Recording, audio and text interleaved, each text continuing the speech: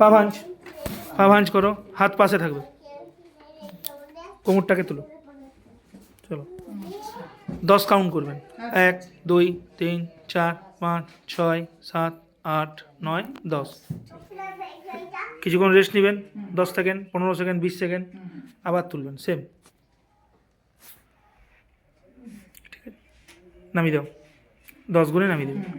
এইভাবে 10টা সেট করবেন। আচ্ছা আচ্ছা 10 বার, ঠিক আছে। নে কর,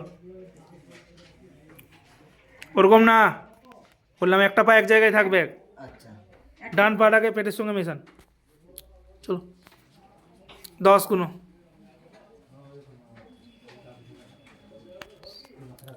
ডান পা নিজের জায়গায় আসবে, ওখানেই আসবে, আর ওই পাটাকে এখানে নিয়ে আসো, 10 গুণ।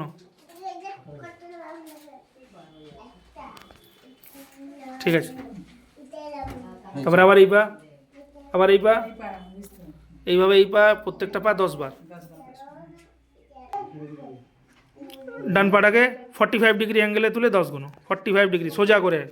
সোজা উঠবে, এবার এটা এই হাঁটু ভাঁজ থাকবে না, সোজা থাকবে। সোজা থাকবে। ঠিক আছে, 10 গুণ, কোনো 10, 3 4 5 6 7 8 9 10, হাঁটু নিজের স্থানে আসবে, পা পা 10, 45 ডিগ্রি অ্যাঙ্গেল মাটির সঙ্গে। ঠিক আছে, বেশি উঁচু না, বেশি নিচুও না, ঠিক আছে, সোজা 10।